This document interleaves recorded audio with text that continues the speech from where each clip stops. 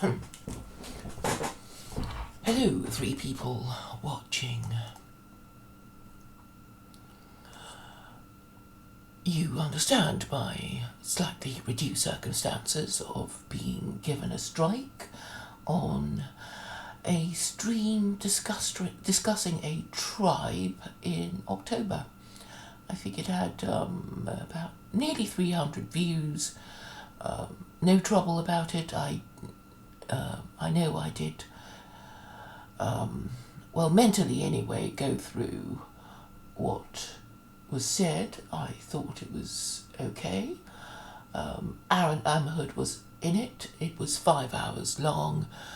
I'm not familiar with the exact procedure because I don't really get that many strikes. But I suppose the reaction is really to kind of quickly get to the next stage, wanting to know when and how and why. And I was given the option of reviewing it for the next 7 days, and I must have done something that has resulted in its removal from YouTube. So I can't even review it to see what I've done wrong. But the thing was, it was 5 hours long, and I didn't really want to go through it again anyway, and I don't think I could have said anything wrong or that terrible, or, if anything were that terrible that was said, that I didn't disavow or stop when Aaron Amherst was there. I really think these rules, I'm not saying anything new, are crazy, and one of the things I do want to say about how I think these rules should operate is this, that if nobody complains who is on the stream, who is, of a particular group, then obviously it shouldn't be a problem. And whoever complains should say, at which point the alleged hate speech was spoken. So you don't have to go through 5 hours of stuff to wonder what it might have been. And the conclusion I have is that, it must be the title on a tribe was the title. And therefore you think, well, can't I even mention them?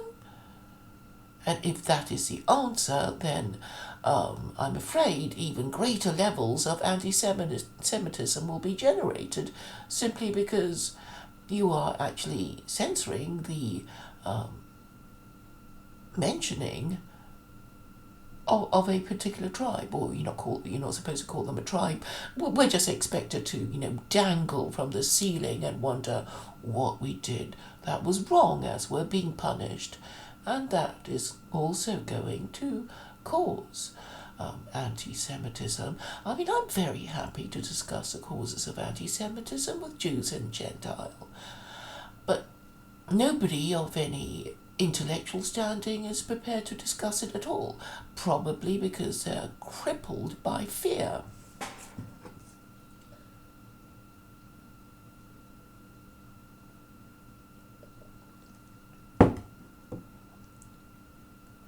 And that is a problem, I suppose, that Western men are moral cripples who can't submit to truth, logic and morality. And I do mean submit, and I do mean prostrate ourselves. Perhaps they're too ill, we know that Muslims with back problems are excused their prostrations. They can, sit there on a stool or in a chair or something and pray with others, but, if they can't bend over and do those prostrations, they can, I suppose, be allowed to join in prayers to be with their fellow Muslims, so they can at least be with them in spirit, if not in position, to worship the supreme and eternal Abrahamic God. Now, I say submit because We do have to submit. We can't say truth ain't the truth, logic ain't logic, morality ain't morality, just because we don't like what it means we have to do. And a lot of people don't like my solution, so they think they can ignore it. A very popular refrain is, me and my mates, they don't like your secular Quranism, so you should shut up about it. We will never accept it because we don't like immigration. We were perfectly happy before the immigrants came, and we reserve the right to reject your solution for whatever reason we choose to use. We don't have to be honest. We don't have to be truthful, we don't have to be moral. The point is that we can reject your solution for any reason at all. And I suppose I can't quarrel with that.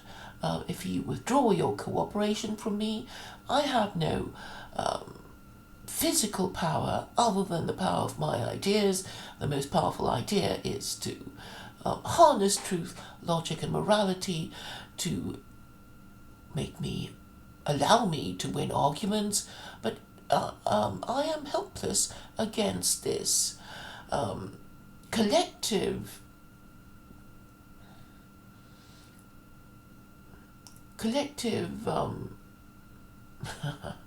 what's the word? Inaction, collective boycott, I suppose, of truth, logic, and morality. You're saying, I don't care what the truth is. I don't care what logic tells me I have to do. I don't care what I should do for the sake of morality. I don't care, and you can't make me, and I don't like it.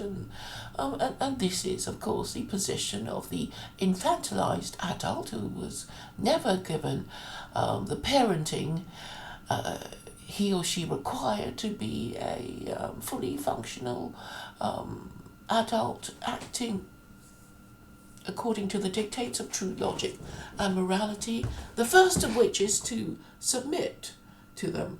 Submission, subjugation, yes, that's it. And that's because you collectively suffer from the deadly sin of pride. You're saying, I'm better than that. I can reject truth if I want. I can reject reason. You can't make me, Claire. You're only one woman. Now, those of you who have had maybe a smidgen of good parenting that you haven't completely forgotten is your parents saying, well, you're being recalcitrant. I've just explained why you're wrong and why you should do what I tell you. Don't make me make you do what I want when you are capable of understanding reason, because you won't like it. If you don't like what I'm telling you after reasoning with you, you'll like it less when I make you do what I have to make you do. Do you get it? And I think a lot of you never had that kind of parenting. You were appeased. Your single mother probably just waited for the storm to pass and hoped that next time you would know better than to do that thing again. So you were never corrected.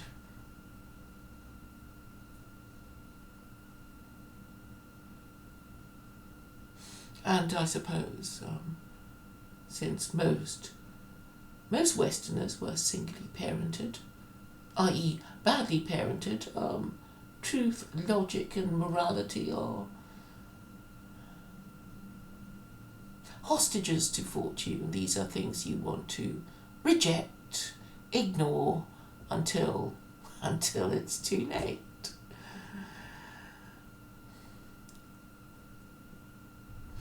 So you see, this is the problem. The solutions are already at hand, even for the most intractable problems of a declining and failing empire. There are solutions. There are, because there are so many mistakes, there are so many corrections. But I think we are at the stage of what Livy, the Roman historian, said about the decadent Romans who can neither bear their vices nor their cure. And so they declined and they declined until, were they even invaded by barbarians, or did they just walk in? I think they just walked in. And I suppose the Romans, who were being sacked by these barbarians, probably didn't notice that much difference, because the law and order in Rome had already broken down. That a few, extra raping, pillaging barbarians didn't make that much difference, really.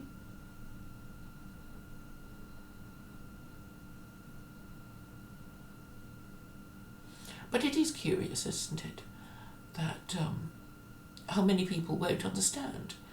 But perhaps you're all in denial.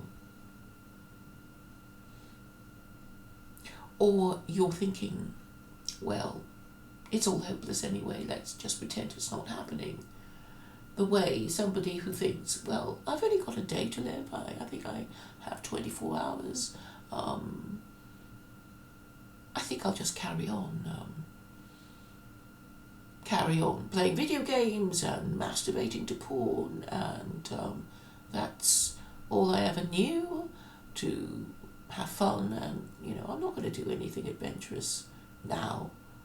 Perhaps that is a feeling, and perhaps if I ignore it, perhaps it was just a dream. I'm not really going to die in 24 hours. I'm not under a death sentence, and you won't actually reflect on your errors. I mean, a good way to die, I think, is to well, of course, a good way to die would be to say, I have no regrets, I did all I could do under the circumstances, it didn't work, but if I believe in reincarnation, I will be given a few credits for my attempt to submit to truth, logic, and morality, and the brownie points that I will earn in this life will earn me a better life in the next life.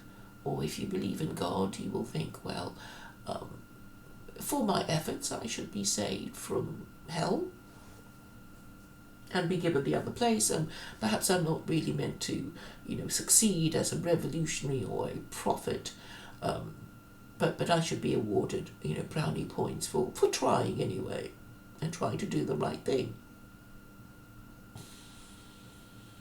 But not even that enters their heads, because they're basically nihilists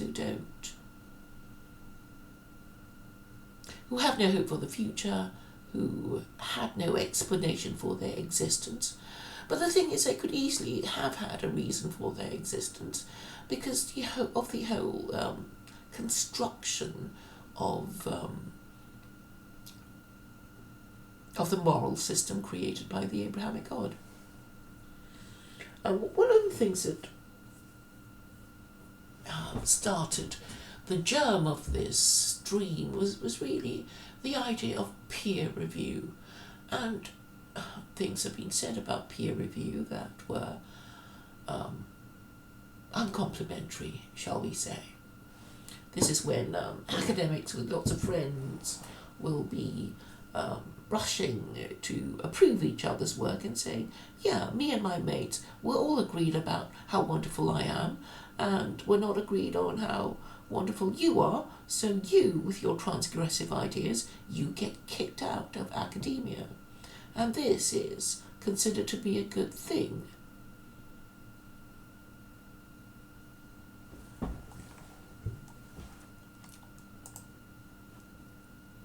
But let us look at peer review.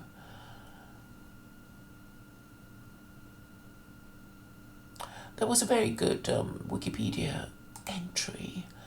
And it was wonderful. Let me see what it says.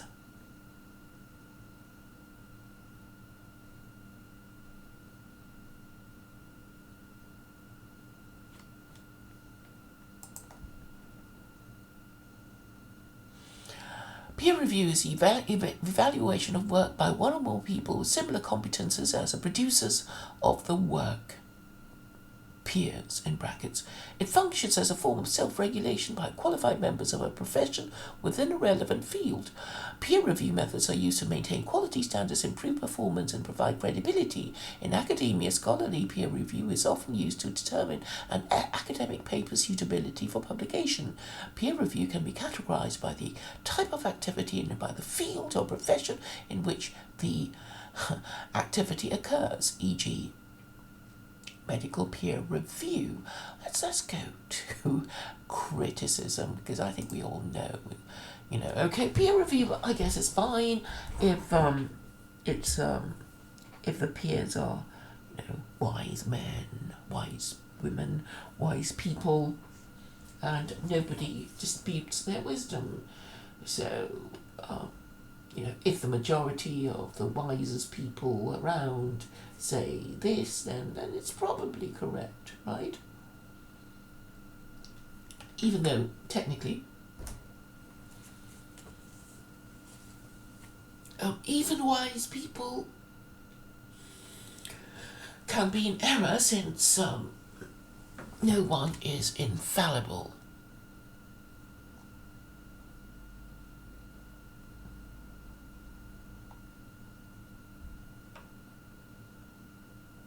There used to be a really scathing critique of peer review, and it was on Wikipedia, but I can't find it now, which is annoying.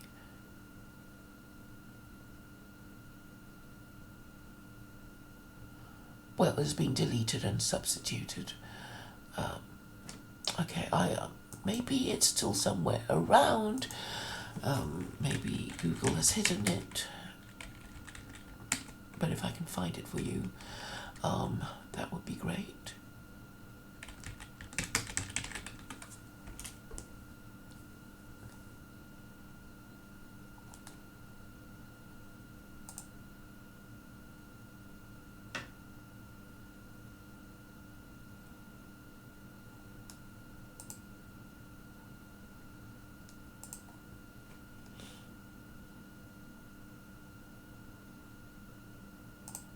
Excellent, here it is.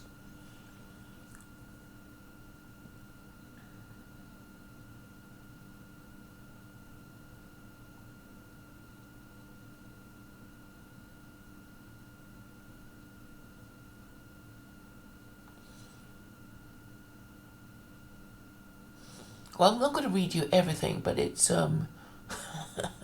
there's quite a good long article about it, and I'll include it here.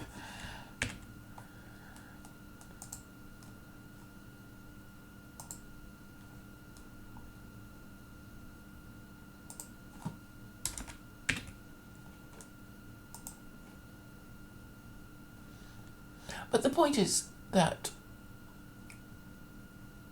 it is a flawed process, and it is fundamentally flawed because of its egalitarianism, in a way. You, even under peer review, you have to accept the existence of a higher power, a greater knowledge than yours and your peers. And you're kind of saying, I don't need that. And do you have to believe in God to come to that point of view? I don't think so, because it is, unless you're accepting that you could never be wrong, and you would be really foolish to take that position, you would have to accept that you could be wrong, even though you think, it's unlikely that I could be wrong. So the thing to note is that there is this thing called absolute truth even if it's unknowable, to you or your peers or to any person living or dead, you can imagine something that either happened or didn't happen, such as the creation of the universe, the Big Bang. It either happened or it didn't happen, but you or anyone couldn't possibly know, and even if they told you that they knew, you wouldn't believe them. And what about people in the past? Well, you think, well, they're pretty primitive. If there was anybody there at the beginning, you couldn't possibly trust them, and so it would be lost. And therefore, the only account of the creation and the beginning of the universe would be from God himself, assuming he exists. You may doubt his existence, but you can hypothesize his existence and saying, well, if he did exist and if he spoke to me, I guess I would have to accept that whatever he said would be true, and he would be lying to me, because why would he lie to me? Because people only lie because they have something to hide, and a supreme being wouldn't be afraid of anything, so he would tell me the truth.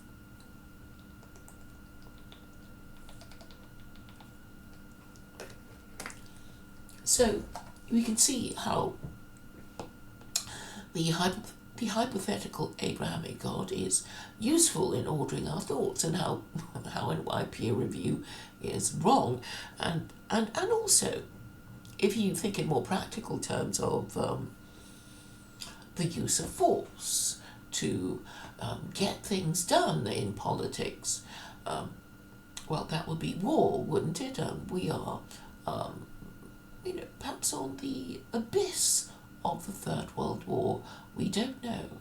Or just another round of inflation caused by higher oil prices because of what America did, which its European partners don't agree with, and it's all, a damn nuisance because of the hawks in America. They, because they're an empire, they got all these weaponry, and they're itching to use it on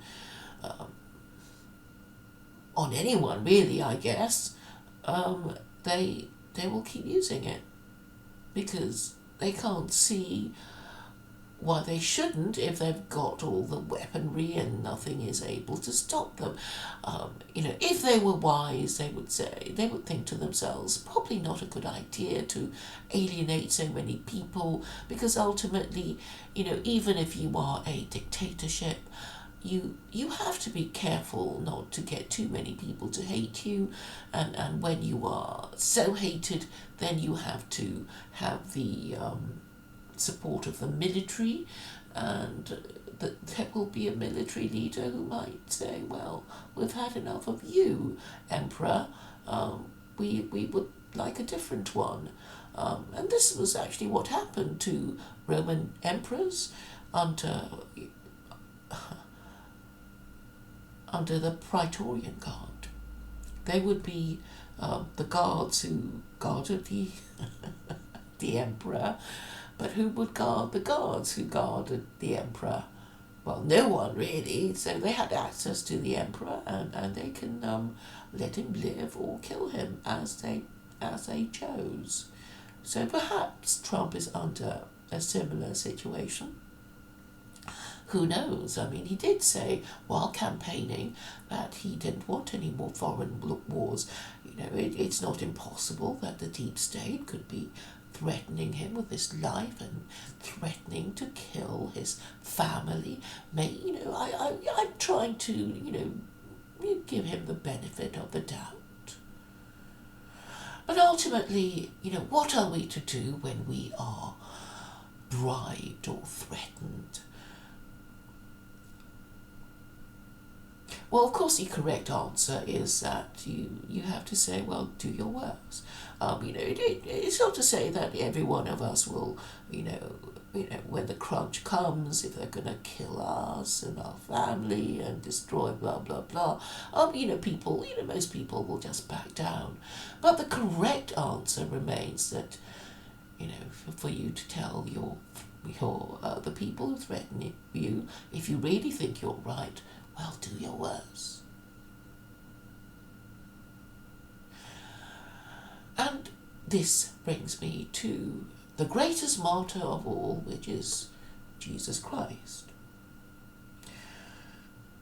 Because he was prepared to die for his beliefs, apparently he believed that he was the Son of God, and he wasn't going to back down from that, and so he was crucified. He was and he got himself worshipped by all those Christians for 2,000 years as God himself.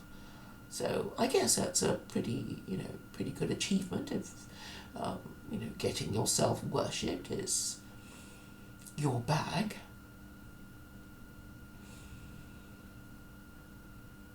The Muslims have a different view, of course. They're saying, he never said this thing. He never said that he was the Son of God. I don't know, but then apparently he was brought before Pilate for blasphemy. So I guess he must have said something to get the Caiaphas so angry with him that he was going to condemn him. Caiaphas was, I think he was the Hebrew priest who headed the Sanhedrin. Let me just check. So we kind of know that Jesus did say, okay, he's a high priest. Let me read you what I thought he said.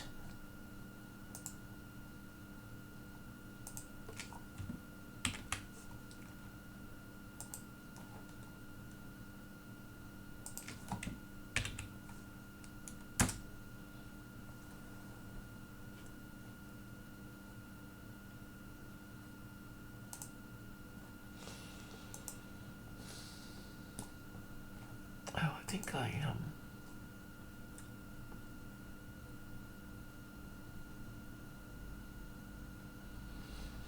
Oh, here's a title, an interesting title, saying why a high priest broke Jewish law to indict Jesus.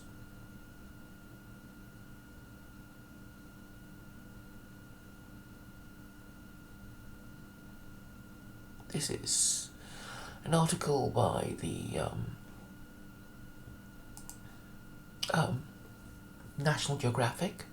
First time I come across it.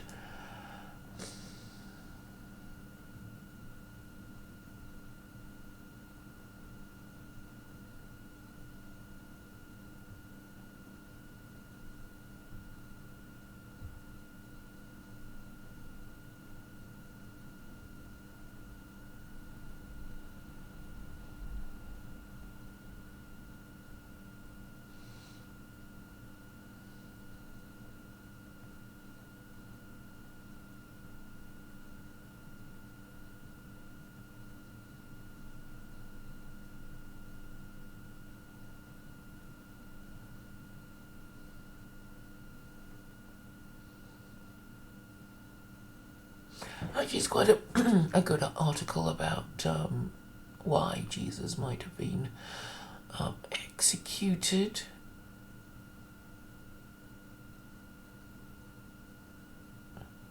So they're saying it was basically rigged, and so he was saying he was a Messiah. We don't know about whether he actually said he was the Son of God. But anyway, the thing is that the Christians confirm it.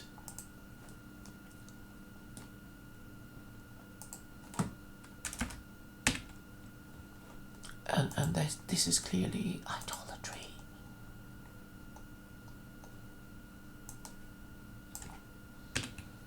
Why was I talking about Caiaphas? Now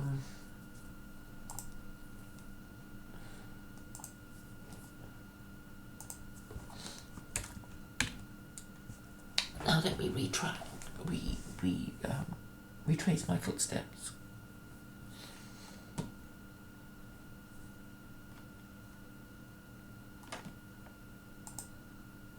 So,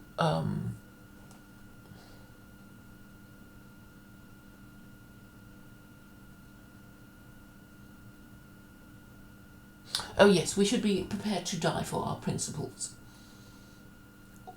This is a correct answer, even if, I guess under torture and being bribed, we accept it, and being threatened, we, bow down. The correct answer is that we as rational and decent human beings, we have to say that our principles we would die for, and then we start having to behave as if we meant it. So we would have to speak the truth as we see it, in order to assist us in working out correctly what we ought to do in the light of undisputed truth. And this is my method anyway. So firstly, we have to acknowledge the truth, whatever it is. We might not like it, but if it's true that whatever it is that we don't like is indeed the truth, we have to accept it and plan our lives according to that. So it's things like, well, we're all going to die, and therefore bearing in mind that we're all going to die, how shall we live our lives? Should we lead a life of pleasure, or should we do something else? And so on and so forth. So we might come to a different conclusion about how we are to face the inevitability of death, whether we're going to lead a life of pleasure or a life of saintly asceticism. Why would somebody live a hedonistic life? Because they, probably because they don't believe in an afterlife and this and if they believe that this is the only life they're going to lead, then they're not going to be saying no to all sorts of pleasures that they are being told are sins in Scripture. But what about people who think that they will have an afterlife of going to heaven or going on to a better life? They will behave quite differently, and that is the point. They will behave differently, and if enough people behave in a particular way, then obviously the society that they live in will live differently and have a different consequence. And this is, civilizational ramifications. So if you think in a short term, people think to themselves, well, I'm just going to die anyway. I don't like children. I don't like working. I like playing video games and wanking to porn. I'll just carry on playing video games and wanking to porn. Who wants children? Who wants to be married to even a member of their own race and pay for the children? I can't do it, so I'm not even going to try. The thought of yes, and this Claire Khaw person tells us that it's not even safe for us to marry. So what would be the point? And yes, I do see that, your point of view, thinking it's too much of a mountain to climb that you're not going to even try. Why try to get to somewhere where you can't get to, when staying where you are, exactly where you are, is more comfortable. So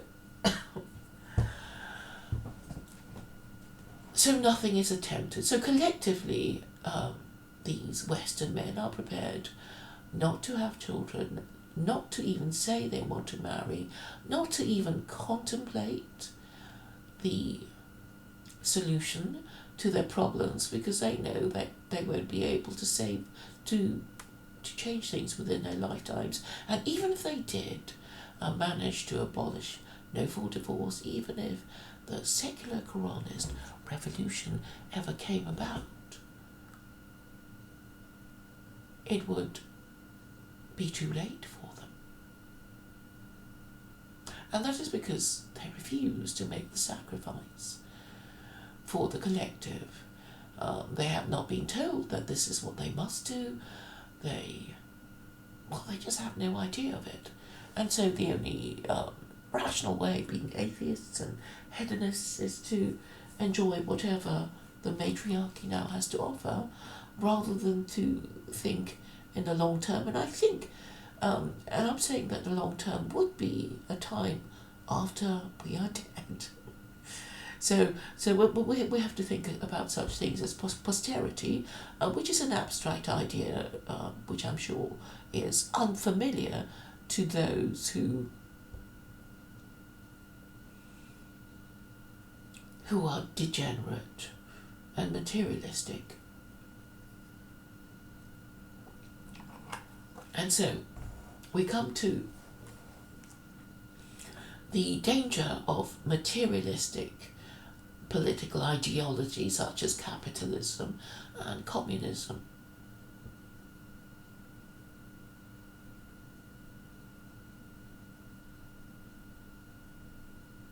It's all about GDP. It's all about rising GDP as a marker of success. I would propose a different form of measuring how your country is doing, such as the crime rate. I would measure, I would use the divorce rate, the murder rate, the suicide rate, amongst other things, to measure the happiness of your society. Oh yes, and legitimate children. Yes.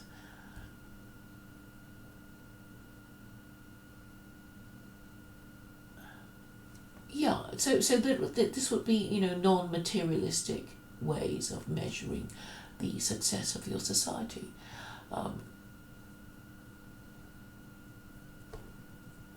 And the thing about materialism and hedonism is that ultimately it leads to poverty. Ultimately it leads to the fall of empires, simply because they're not running on ideas. They're running on short-term pleasures and short-term private interests. So that is the beginning of my analysis of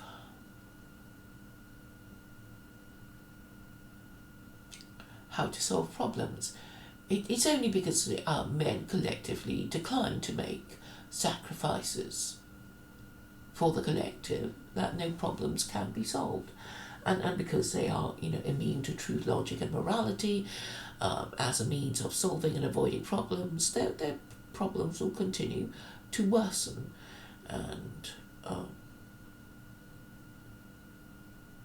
And also, the other problem is egalitarianism, because it is fundamentally flawed in that egalitarianism actually means the law of the jungle and telling lies, of course.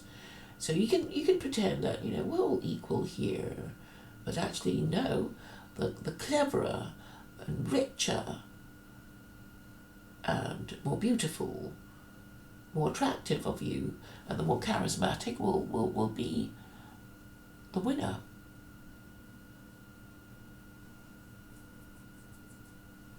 And will use their greater intelligence or cunning, their greater attractiveness, their greater charisma to exploit the others, and will feel able to do so with impunity, because cleverly they will have been able to harness the stupid to do their bidding, and intimidate others they perceive as their rivals.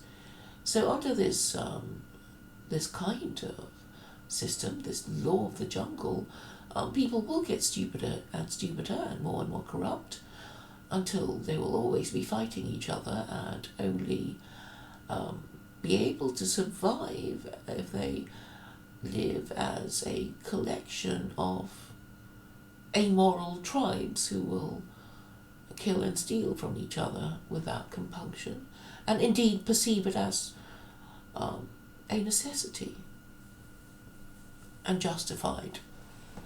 So this is where materialism leads to this hell of the law of the jungle, which you think non-human animals, well, they can live there, but we're human. We prefer to live in cities where civilizations can flourish.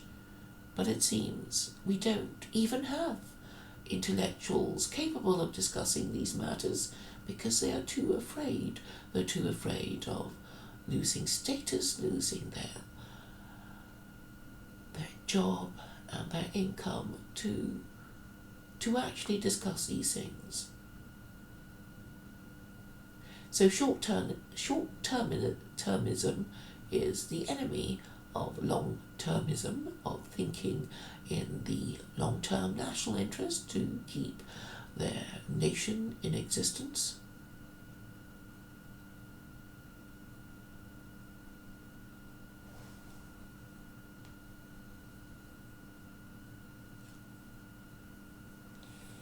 And so it means, well, the death of a civilization, leaving those who have better ideas to, I suppose, come in and take over their territory. I mean, I do know that what I propose will mean the end of Western civilization as we know it.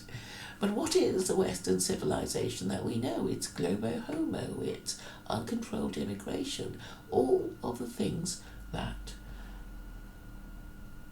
people hate, or people with any good sense would hate.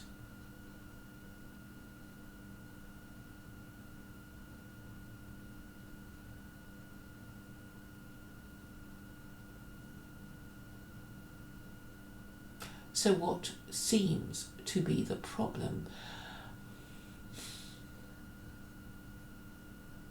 So people are basically saying, I shouldn't even be alive. I don't know why everything's still running, and they think, oh, but it's going to end anyway. It's going to end anyway. So I don't need to have children. I don't need to find somebody suitable to have children with. I don't need to marry them. I just don't really need to do anything because the world's going to end anyway. And as for the religious who think the Messiah is going to come, actually I don't think the Messiah is ever going to come. It is just the carrot being dangled before us,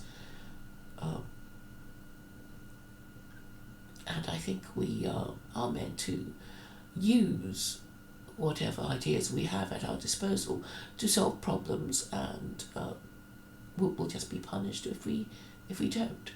And I guess if I don't succeed, I can say to myself, well, I've tried to say as quickly as possible, as clearly as possible, what it is that we must do, but since everyone is immune to truth, logic and morality, there's really not much I can do except keep trying. But it's not my problem in a way. It's not my problem because I don't lead an army.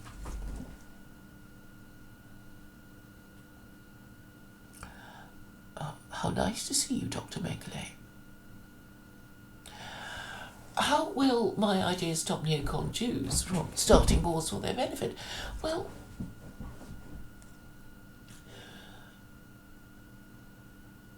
you see, I think Jews are part of the solution, and they are part of the solution because it's their ideas that will take the Gentile towards Islam, simply because of no high laws. I mean, that's a problem. Jews won't say what their principles are because they're too afraid.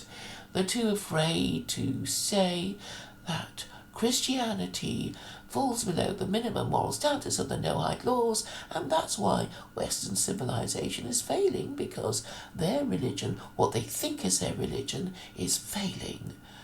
So whether it's the unofficial religion of feminism and liberalism, or the official religion of Christianity, they've all failed. They're all Christianity has already failed. Liberalism is already failing. Because it has no principles. And when you have no principles, then there's nothing to follow.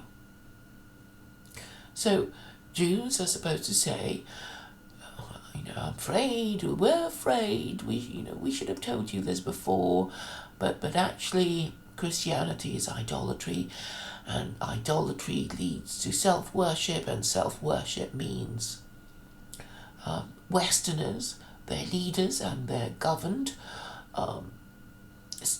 in effect suffering from narcissistic personality disorder.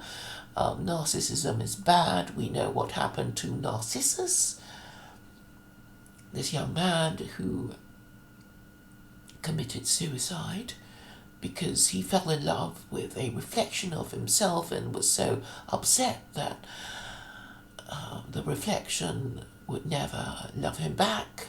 Or he did this crazy thing of diving into the pool to find this beautiful youth that stared back at him as he looked into his reflection, that he died. So it doesn't really matter why he died. The point is that his narcissism caused his death.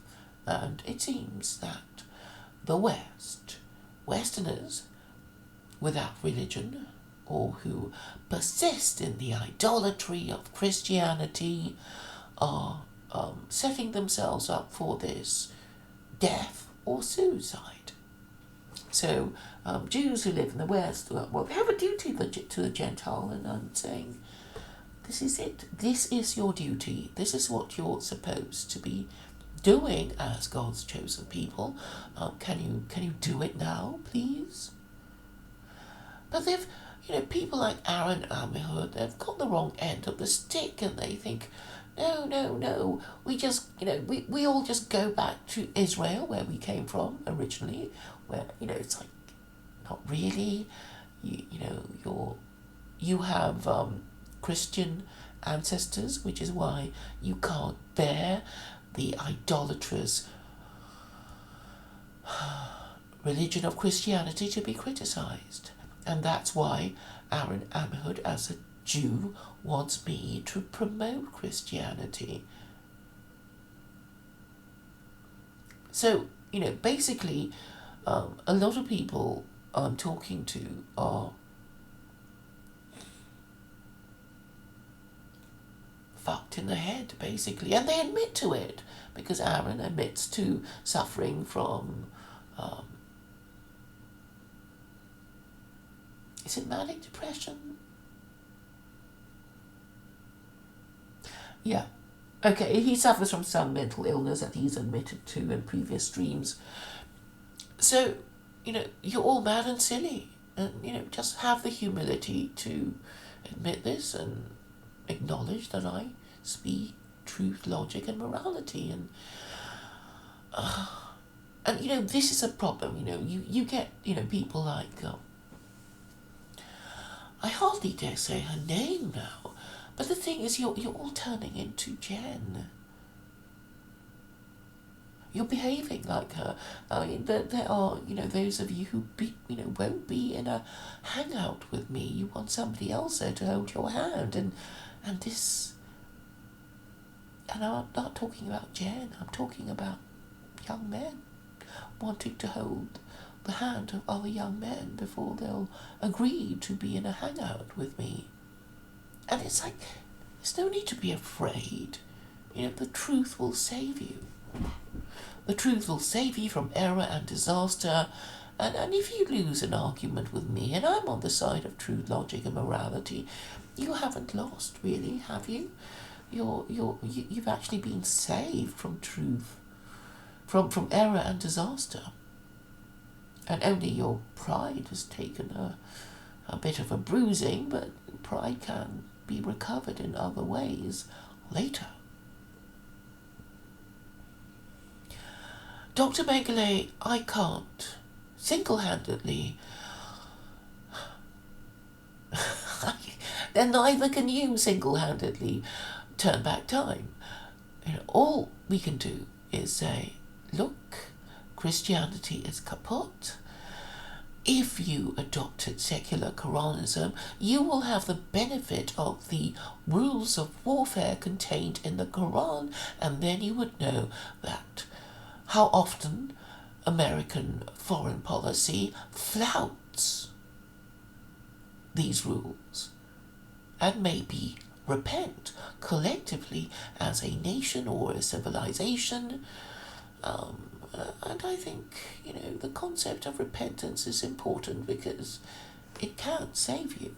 I mean, assuming you believe that, God exists. It's like, if you're inching towards the edge of a cliff, before you fall off, you can turn back, can't you? This is the whole point of repentance. And those of you who are my Facebook friends, you will see that I'm still using the U-turn avatar. So that is what repentance represents. The Jews call it tshuva. And they have a 4-step process whereby they do this. So they acknowledge that they've been wrong. They resolve not to do it again. They publicly confess their sin. Let me just get in the right order, though. But I know it's a 4-step process.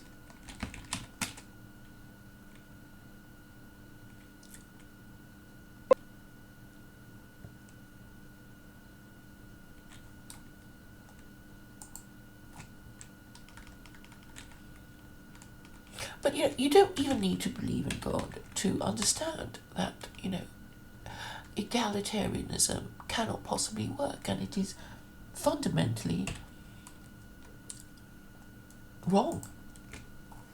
Now, come on, people, just ask me sensible questions so I can, get to my point sooner. So, what is tshuva in Judaism? It's atonement for sins. You all know about Yom Kippur, the Day of Atonement. It's a yearly reminder for Jews to learn from their mistakes. That's so much better than, pretending that Christ was born on Christmas Day and, he died and went to heaven he died on Good Friday and went to heaven on Easter Sunday. I mean, crazy stuff that you no longer believe in.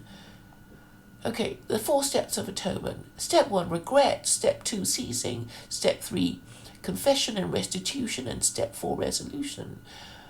So step 1, regret. Realize the extent of the damage and inwardly adopt a feeling of sincere regret. Step 2, ceasing. Immediately stop the harmful action. Step 3, confession and restitution. Verbalize a mistake and ask for forgiveness either from God or from the wrong party. If possible, the wrong must be righted through compensation. If the sin is against God, acts of charity may be considered as restitution. Step 4, resolution. Make a firm commitment not to repeat the sin in the future. 4 steps to reinforce in your mind that you did indeed commit an error and, avoid it again in future, right? You don't have that in your stupid religion of Christianity or whatever crazy religion you think you're going to start up. You don't have it at all.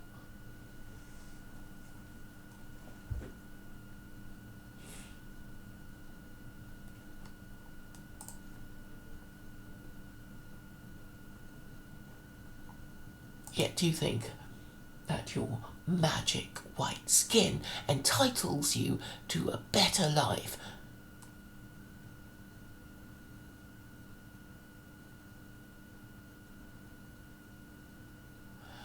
Citizen Reporter asked, how do you support Islam when it's been...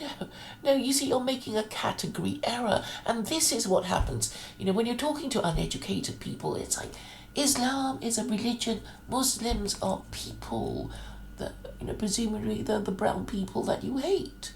But they're different things. You have to understand the difference between material things such as people and objects, inanimate objects, living things, and ideas. So, make that distinction in your minds, for God's sakes.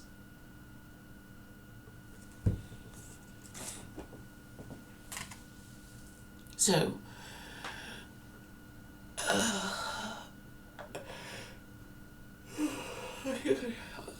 I'll make myself a cup of coffee. So talk to yourselves. While I make myself another drink.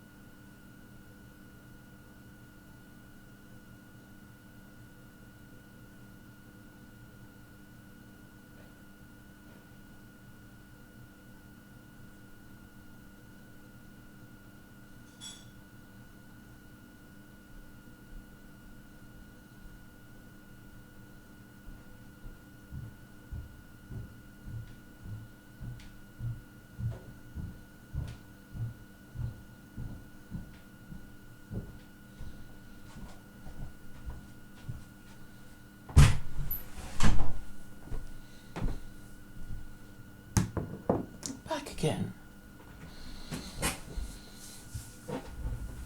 Now, of course, ideas are the only thing that will save us, really, because it's the idea of right and wrong and good and evil and all that kind of thing. Yeah, of course I care nothing about. What do you want me to care about? What do you want me to care about, Citizen Reporter? Of course, I'm going to care about secular Quranism because I think therein lies the solution to all the ills of your government. So I'm saying, well, if you already had adopted secular Quranism, none of this stuff would happen. But, white people, okay, just supposing the Third World War starts, your reputation will be mud, won't it? The reputation of white people, It's like, well, they started the First World War and the Second World War and the Third World War. Oh, they're controlled by Jews. Look at what they did. Let's get rid of them. And Donald Robertson, you're getting it wrong again. Secular Quranism is not a religion. It's a legal system. Islam is a religion.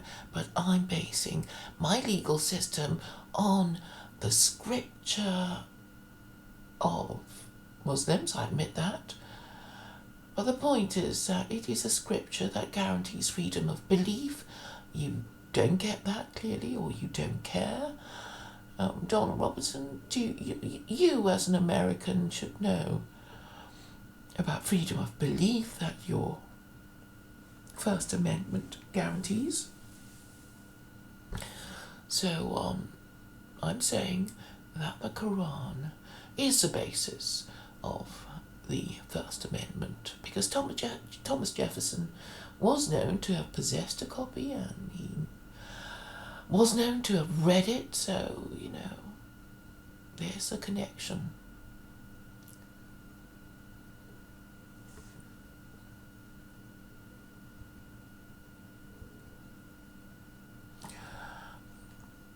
And the thing is, those of you who can't post in the chat using complete sentences, your thoughts are disordered. So, what does it say? And I just try and fit all your sentences in one post. She cares for nothing but a stupid political idea. The most ridiculous idea ever. Which is the real reason why it's gone nowhere. Now, what's so crazy about secular Quranism? I think you... Did you listen to my exchange with Kevin Barrett, or did it go over your head, citizen reporter? I didn't think you listened to it, did you? He was actually... Dr. Barrett was actually quite complimentary about my secular Quranism, and he's... you don't even know who he is, do you? You should know, Erica, what he said about who he thinks did 9/11. So, he has certain views about the tribe. The real reason why secular Quranism is not being adopted in the West is because your politicians and your intellectuals are not going to discuss it, because they are too short-termist to want to risk the disapproval of their peers, the disapproval of the deep state. They are too cowardly to talk about such things. And of course they're going to keep ignoring me because they can. So when you think of cattle, you can't reason with them. You can only, you can drive them forward in a certain direction by the use of sheepdogs or cattle prods. And this is how they are now. They'll be saying, you and whose army are going to make me do what?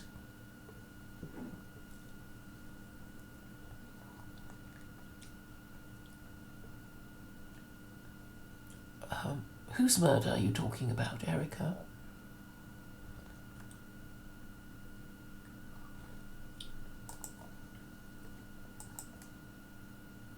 You have no solutions anyway, apart from read this thing that I never quite got and view this long video.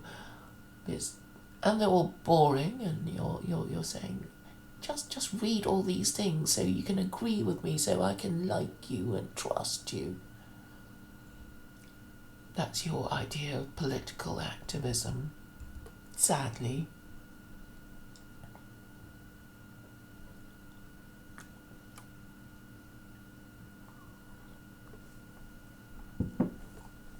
And so I know I'm really talking to mules who can't get over the fact that they're wrong. They've been wrong for so long because they've been blaming Jews for so long for the defects of their failed religion and their failed political system. And this is what I have to tell you, that Christianity began to fail the moment the Victorians passed the Doctrine of the Trinity Act 1813. Most of you will never have heard of it. But basically it allowed the English, the British, to deny the Trinity without the law declaring, but without the law punishing them, basically. And in 1820, the Americans separated the church from their state. That was when.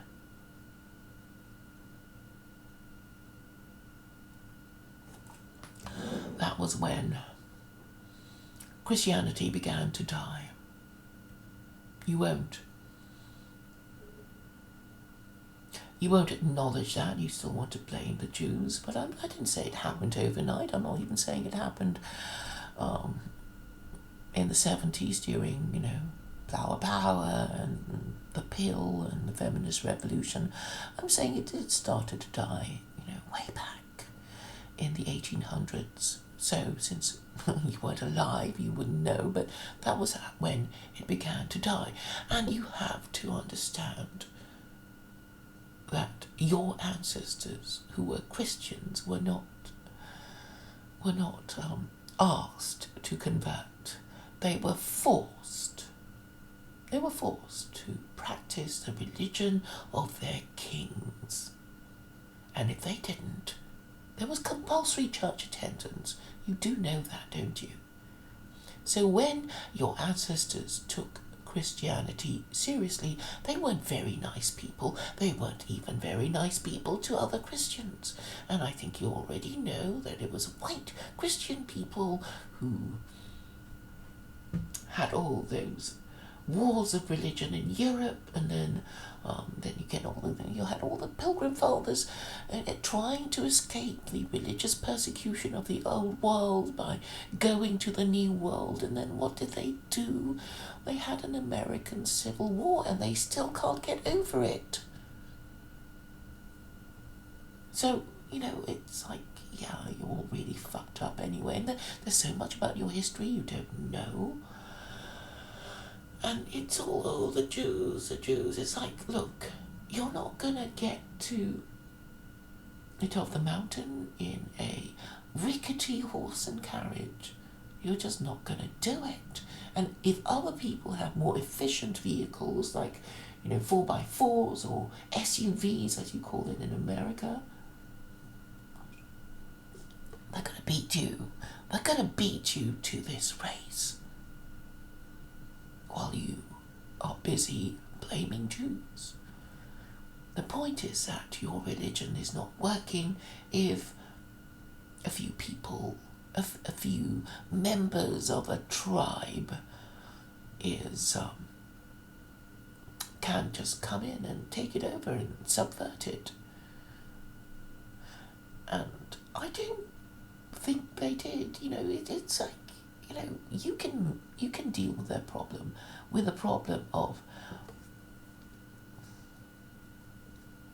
clever people exploiting you. Because even if you got rid of all the Jews, you would still have your own elites exploiting you. History is rife with non-Jewish people who are clever and cunning and rich and powerful, exploiting other Gentiles who are not so clever, not so powerful, and very stupid. So if you're saying, the clever people will always exploit us, then then you'll have to deal with them in a more intelligent way rather than just blaming Jews.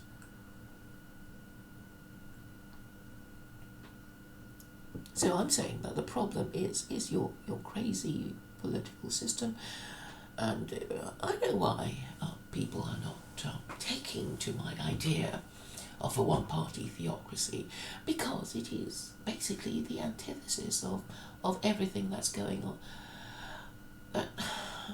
That Western culture is all about, isn't it? I'm saying shame sluts. You all worship sluts. I say abolish usury, ban usury, and you'll say, but how am I going to get my money if I don't borrow? And then the other thing would be abolish democracy, because you can see why it's so stupid. But that's another sacred cow. I'm really proposing the slaying of 3 sacred cows, which is Christianity, democracy, and what's this other thing? I think it's a kind of unholy trinity. I can't immediately remember. So yeah, with democracy, you'll say it's this wonderful thing, and I'm saying no, it's not. It's there's nothing particularly clever about getting stupid people to decide your government, and then trying to correct this mistake by lying to them. Because when first we, how does it go? It's what a tangled web we weave when first we practice to deceive.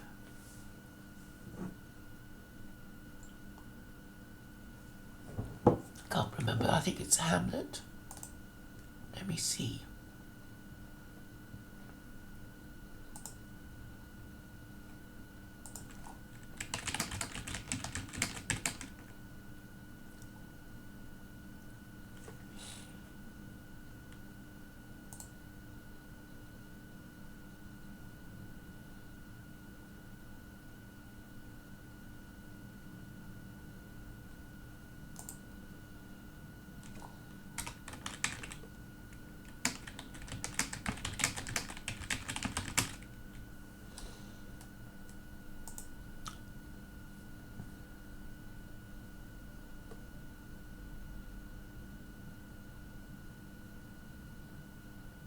Oh no, it wasn't Shakespeare. It was Sir Walter Scott.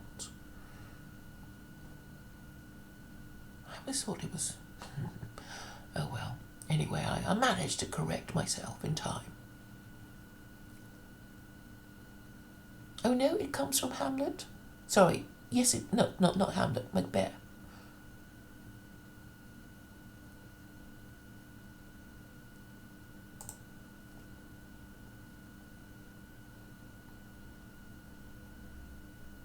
Oh, I don't know. There's some sort of controversy about it, but anyway, it's a good way to remember webs of deception and lies that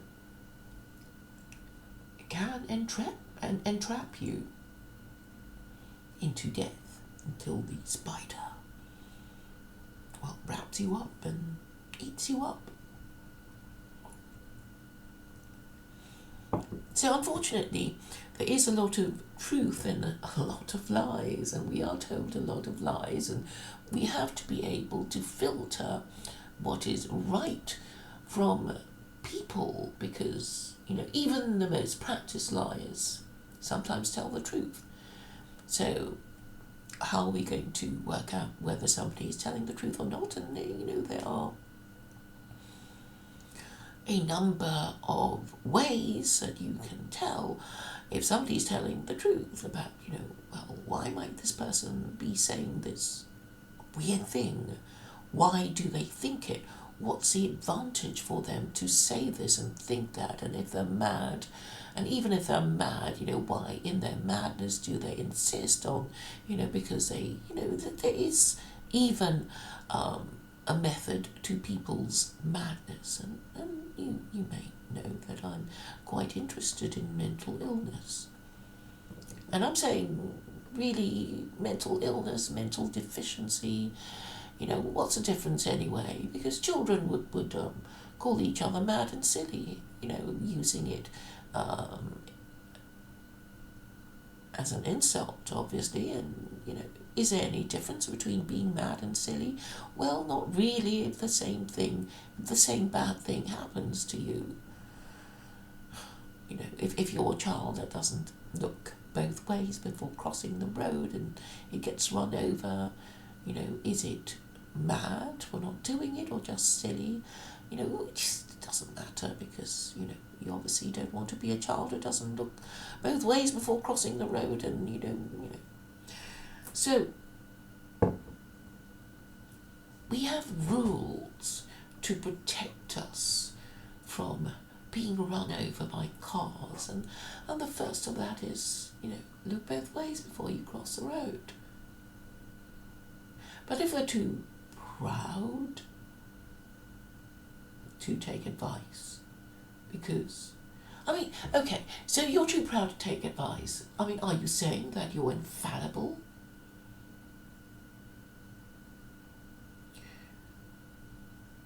But that would be obviously untrue.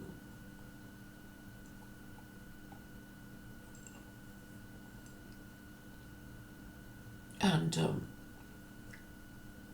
I suppose actually it is true that extreme arrogance will be taken to signify insanity, and we know who I'm thinking of, don't we really, when I say that?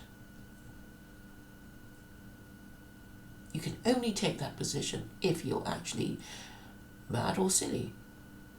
When you say things that cannot possibly be true, and then you refuse to debate them, and then you try to destroy the reputation of the person who challenges your ideas, your mad and silly ideas.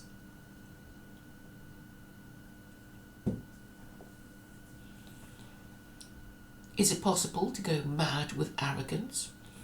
Well, this is a phrase that comes from a Victorian novel. It's part of the series of the Barchester Chronicles by Anthony Trollope, and it was when Mrs. What's-her-name said of a vicar called Slope that he had gone mad with arrogance. It's actually a BBC series. It's actually very well acted, so I recommend it if you can find it.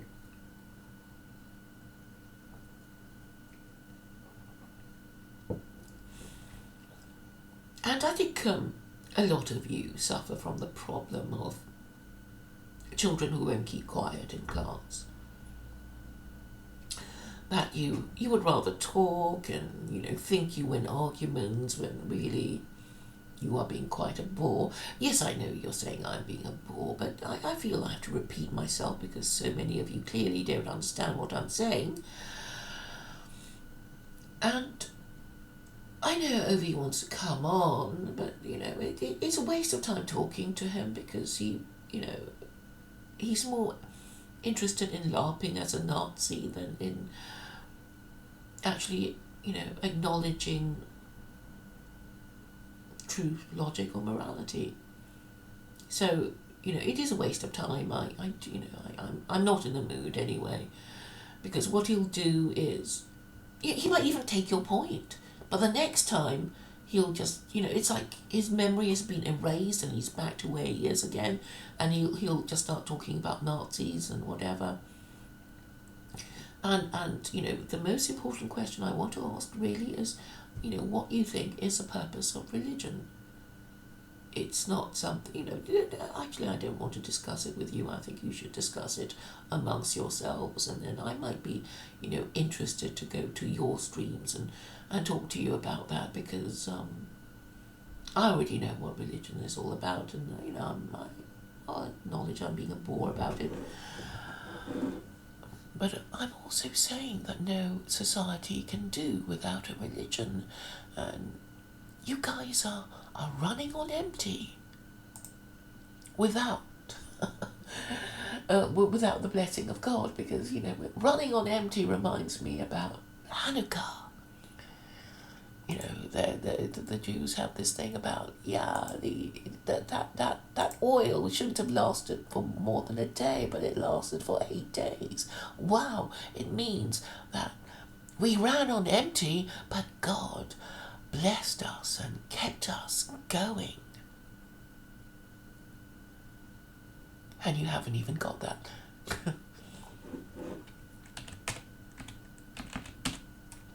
And I can't remember who it was who said. Oh yes, it was Hamza Yusuf, I think it was. So he was talking. He's this Muslim scholar in Berkeley, and he was talking about these terrible animal experiments that they made, that they would that scientists would conduct on animals, and these rats were basically having a terrible experiment conducted on them to test the effects of faith.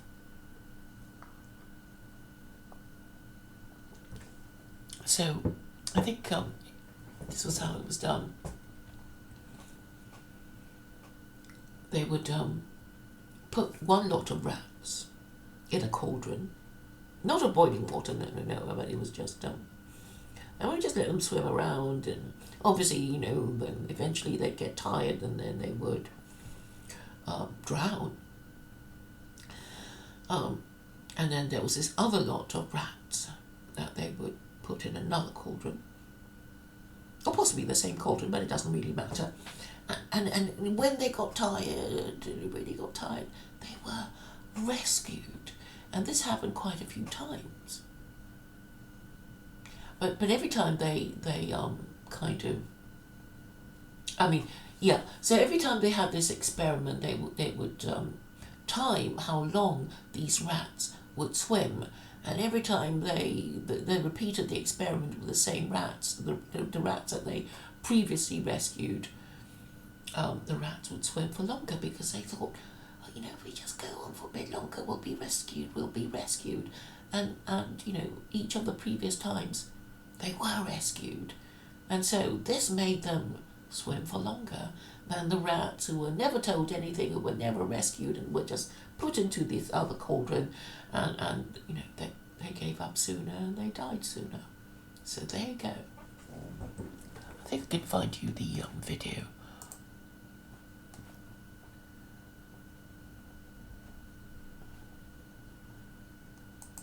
And so I guess the next question would be, well, what's in it for me? I don't want to die. I don't want to die for other people. And I'm afraid that that you have the wrong idea about it. That's what the individual is supposed to do for the collective, if he is to have the protection of the group.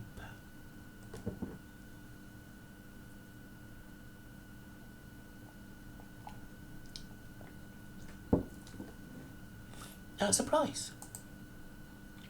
And of course it would be for men to do these things, I guess.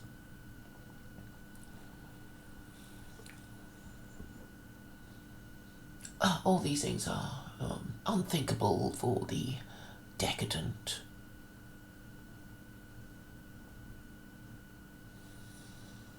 Let me just look at the story thing about the lighting oil and stuff, because what does the oil look like in this container? Okay, wait.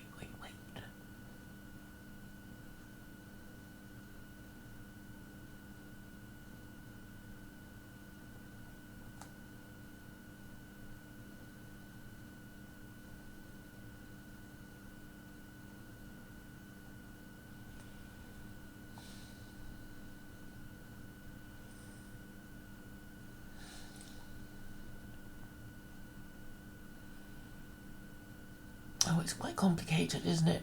Anyway, the thing is, okay. The story goes that one flask was found with only enough oil to burn for 1 day, yet it burned for 8 days. The time needed to prepare a fresh supply of kosher oil for the menorah. So it didn't just have to be any old oil, it had to be kosher oil. And because they stuck to the gardens, they have the story to tell you. But that's the thing, isn't it? You can say, yeah, I can live to a ripe old age, but then nobody will remember you after you're dead, and I guess most people are happy with that. They don't want to be remembered.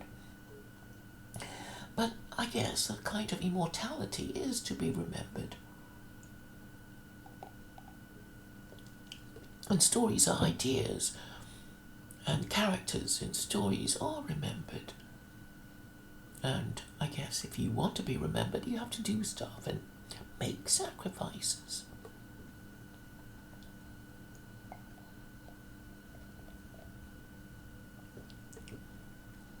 But yeah, I think you get the idea. Running on empty.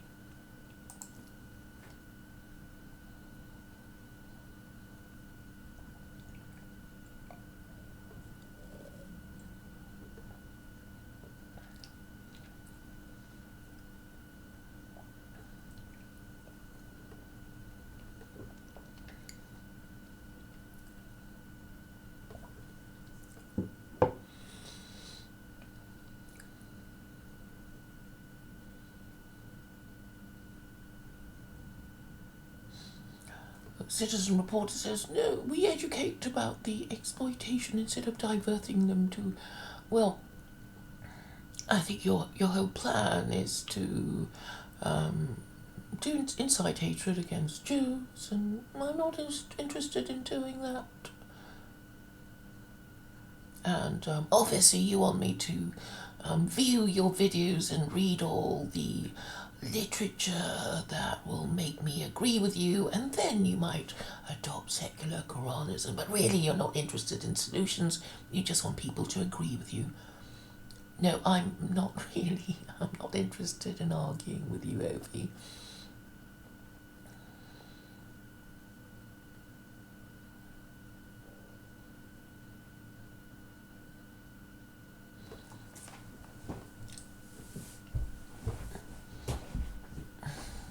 So, to sum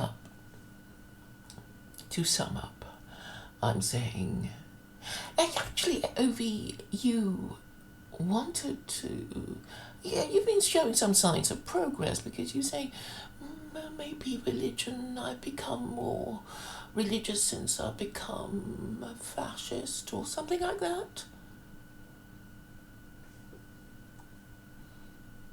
And now he's forgotten, you see, he's forgotten.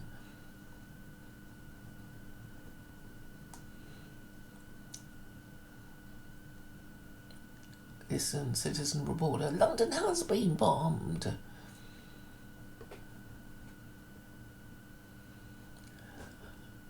I'm quite clear about who to blame for the failure of Christianity and democracy, and who's in denial, which is both the political establishment and those who are in the alt-right, who are anti-establishment.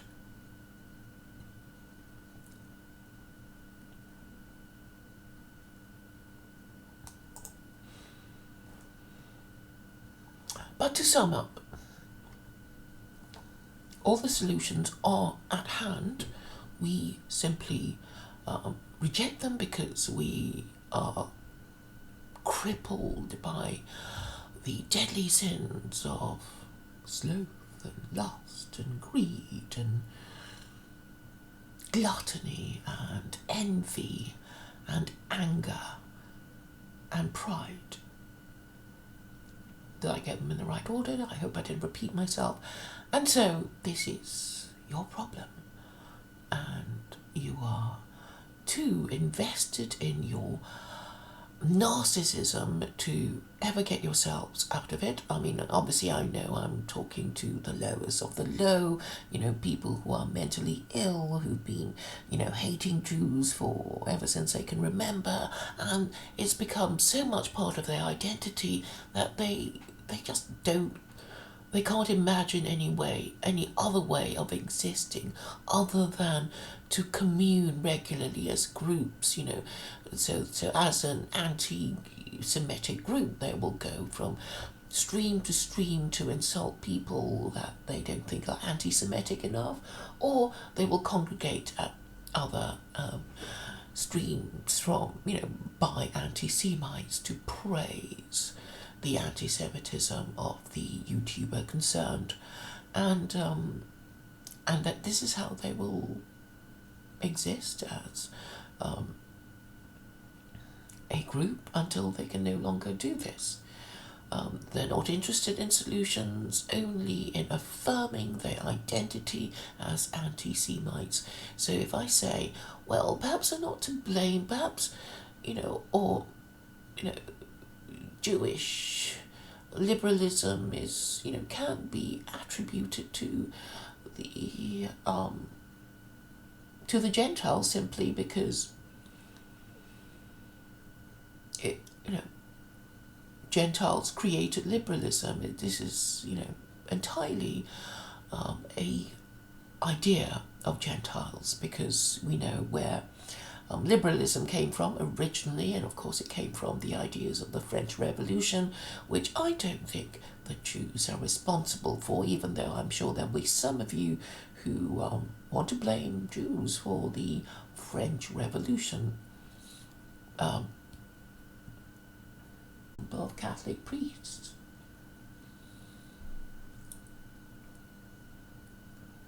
And the French revolutionaries experimented with, a cult of reason, a cult of the supreme being, and then they realized that even under the French Revolution they couldn't get a new cult, whether it be a cult of reason or a cult of the supreme being, to take hold. I mean, they had a whole apparatus of state to create their new religion, and they just gave up, and they thought, well, we'll just go back to Christianity, because, damn it, the people just go back to it. We can't, erase it from the memory, because it will mean, beheading them, and, with a changing of the calendar and driving all the Frenchies mad with the confusion it caused. We'll just go back to what it was again. So, this is something to bear in mind. Indebtedness of the French king that led to the French Revolution. Well, obviously, neither a borrower nor a lender be, because borrowing and being unable to pay your debts will lead to slavery or some kind of inconvenience, such as the paying of interest and, having to default on your debts and getting a bad reputation and nobody wanting to trade with you and things like that. So, better not.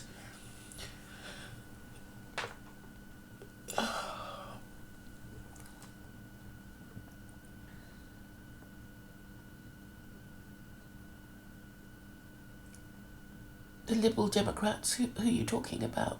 Which Liberal Democrats in which country? You're talking about the UK Liberal Democrats. It's like,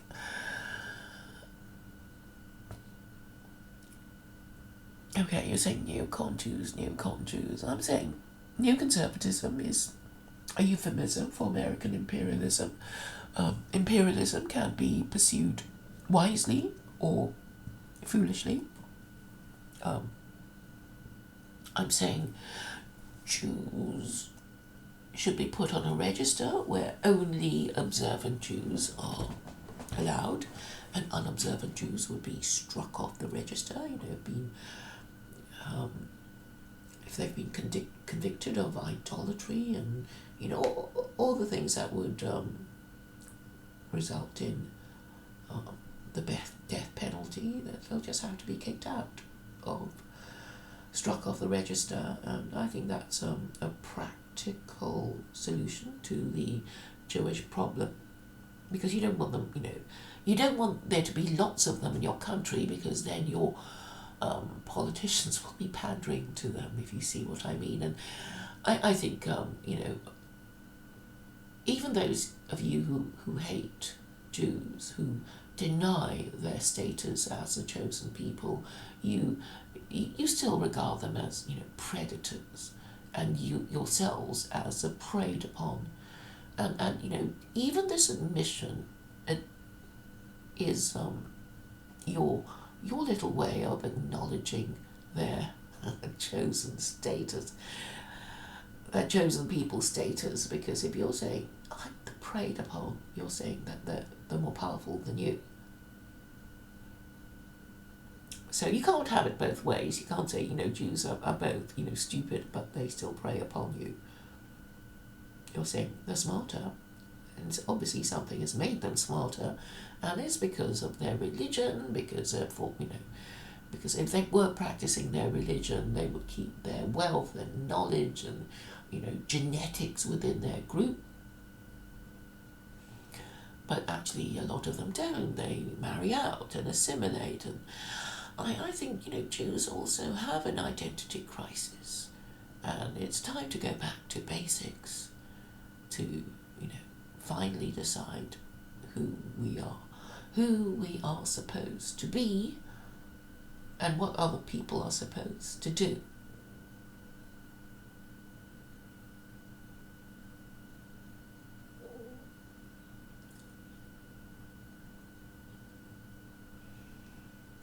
And, sadly, so many of you don't care about principles. It's all about focusing on your hatred and regularly, keeping the fires of hatred burning by congregating as an anti-Semitic group, to go from live chat to live chat, commune with each other, and this way affirm your identity as anti-Semites, rather than talk about solutions. Because in a way, a lot of this sort of refusal to talk about solutions, it is a kind of acknowledgement of hopelessness. It's like, well, we know we're just low status losers. We know other people think of us as low status losers, and nobody listens to us, so what's the point? And again, you're kind of, acknowledging your low status. And of course, nobody listens to people of low status, of low education, of low information.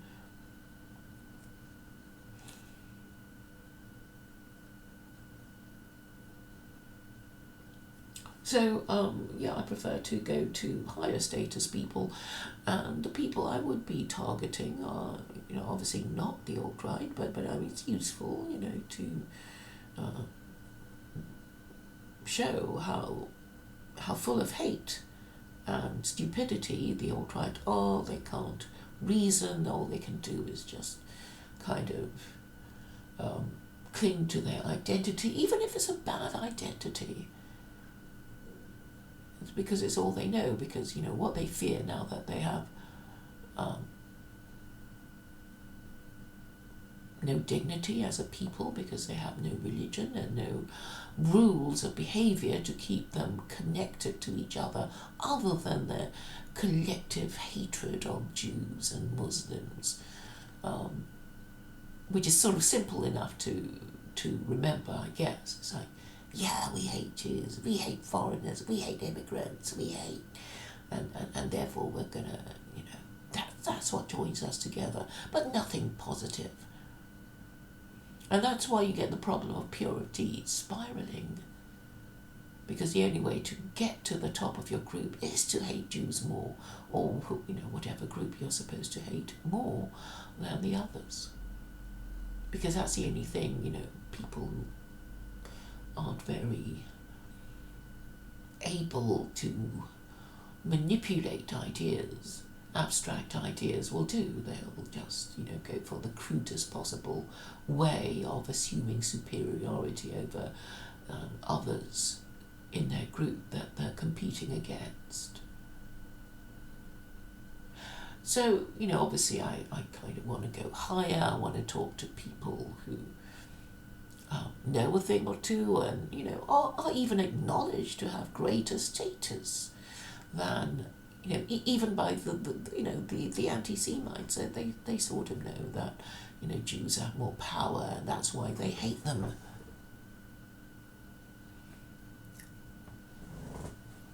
And that's why I do, address Jews and Muslims, because they're the only people, I think, who are capable of organising collectively, even though they haven't done particularly well so far. They at least, have a book of rules to refer to that they're supposed to be following. I mean, Christians, it's like, what rules do they follow? Nothing. All they're interested in is saying, we are Christians, screw you, we don't believe in anything other than our idolatry. We are, totally invested in our idolatry. We reject what Jews and Muslims say about us, even though they're correct about their idolatry. It is the stupid religion. And that's why it has failed. And it started to fail in the 1820s, in the early 1800s. So, okay, I'll look it up. I know it's the 1820s when the Americans separated the church from their state.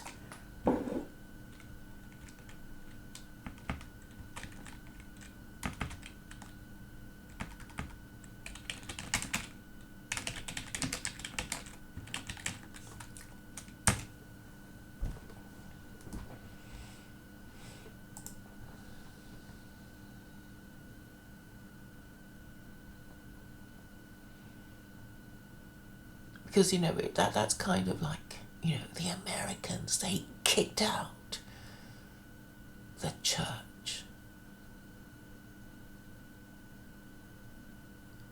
and said it could never, never be allowed to poison their government again after what the Pilgrim Fathers suffered. But that's because of the defects of Christianity. Why don't you admit it? Nobody believes in it. That's why it has failed. Because nobody believes it. They think, but it's still so pretty. The music's so beautiful. The architecture, the cathedrals.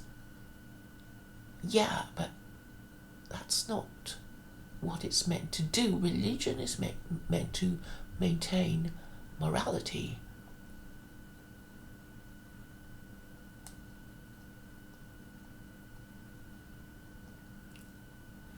And how do you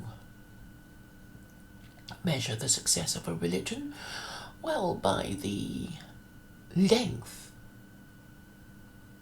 of its existence and the people who follow it, and the success of the people who follow it. You know where this is going.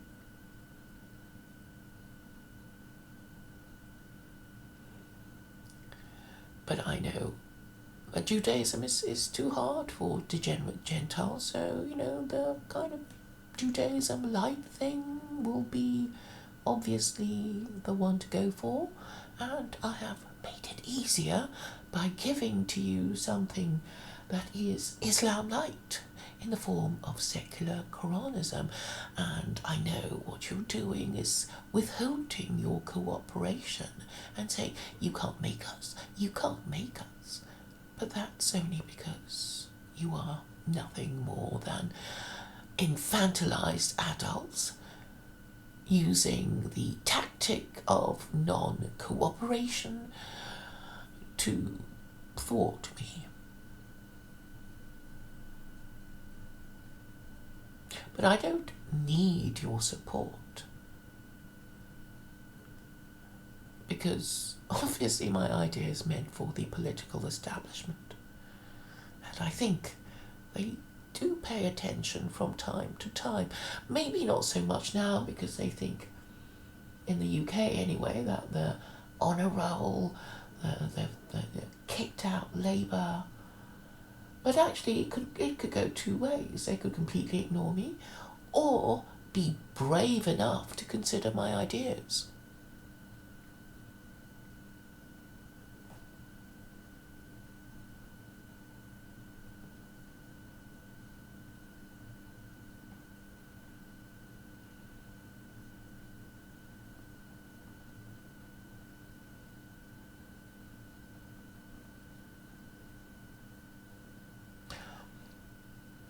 Actually, it wasn't the 1820s. I think it was Alexis de Tocqueville. He did talk about that. I think in something that was in 1820.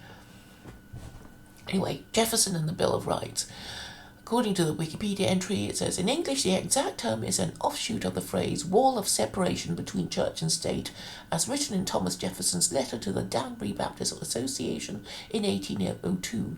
In that letter, referencing the First Amendment to the United States Constitution, Jefferson writes, believing with you that religion is a matter which lies solely between man and his God, that he owes account to none other than for his faith or his worship, that the legitimate powers of government reach actions only and not opinions. I contemplate with sovereign reverence that act of the whole American people which declared that their legislature... Gosh, they did make really long sentences in the old days. I think it's a sign of their greater intelligence, you know. I guess even I have the memory of a goldfish now. Okay, I'm going to start again and read it properly.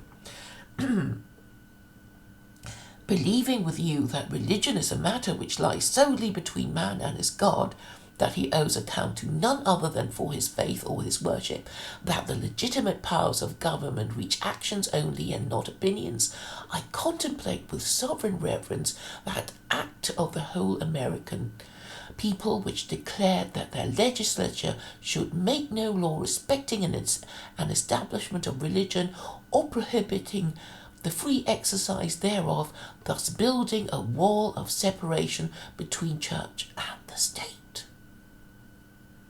Now, why did he do that? Because he knew the totalitarian nature of Christianity, because Christianity requires you to believe that an executed revolutionary is the co-equal of the supreme and eternal Abrahamic God, which is idolatrous and absurd. And you know it, and that's why you reject it. And now the alt-right are hopping mad that their ancestors have been tricked into worshipping a Jew on a stick. And that's why they flee to paganism and Hinduism. They flee to idolatry. And then, I guess, after they've kicked out all the Jews and the Muslims and the non-whites, they'll have their American war of religion to decide which pagan deity to worship.